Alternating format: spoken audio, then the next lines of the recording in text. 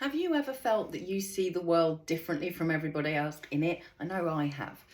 The reason for this is if you read The Journey of Souls book by Dr. Michael Newton, which I'm just rereading, which is why it's on my mind, there's a very high proportion of young or baby souls on this planet. So that's like trying to talk algebra with people that can only do 1 and 1 is 2. It's just not going to happen. So you're going to feel out of step. You're going to feel like you're not understood. You're going to feel like you're the crazy one because no one gets you. Been there, done that. So the key is to understand that, if you compare it to being the middle sibling, you're going to have the younger siblings that want to do everything the older siblings are doing, but they're too immature. And then you've got the older siblings that think they're just like so totally above everyone else because they're older and aren't they wonderful? And so you're in the middle and you want to be like the ones above, but you being held back by the ones below, and you want to help them. They're your siblings. You want to be there for them. So if you imagine the soul family that you're part of, all the souls are at slightly different levels. And even if you've got a brand new soul group of these young souls, some are going to mature quicker and some are going to be slow and some just not at all. And so those soul families might have to be rearranged because you need the ones that are growing to be with people like themselves or souls like themselves. So think of it like the streams at school, okay? So our job as the evolved souls is to help those below us, and we need to look to the ones above us so that we know where we're going in our growth, okay? Now, some of those younger baby souls are so new that it's just like having literally a baby in the house and there's nothing you can do just yet. But it does explain why there's so much anger, negativity, so much fear, so much, what's the right word? Can't think of the right word.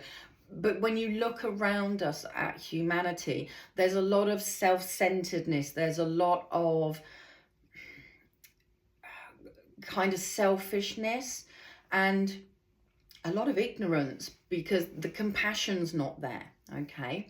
And some souls can have like 1,600 lives and still not have evolved very far, which is really scary.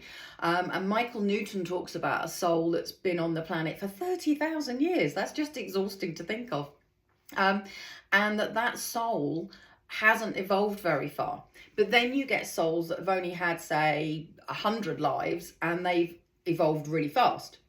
So there's no right or wrong, it just is what is. But if you imagine that a third of the planet hasn't got a clue what they're doing in terms of humanity, then you are going to get the self-centeredness, you are going to get the lack of compassion, the anger, the negativity. It's like having a bunch of school kids.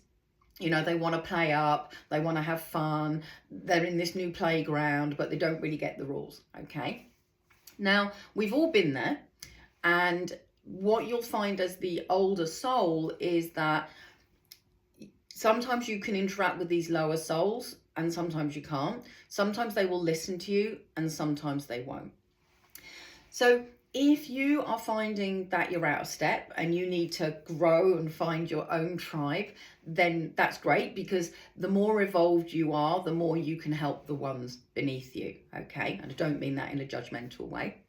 So if you're needing help to transform and help to grow, then drop me a message, comment, let's start working together, because we have to focus on our own growth so that we can help humanity. The more compassionate we are, the more understanding, the more spiritually evolved we are, the better we can help humanity, okay? That doesn't mean that you're suddenly the Dalai Lama or Gandhi or Mother Teresa or any other saints you can think of, but we do need to grow. Is what we're here for. So let me know how this resonates, drop me a message, comment beneath, and let's see if we can work together to help the whole planet, really.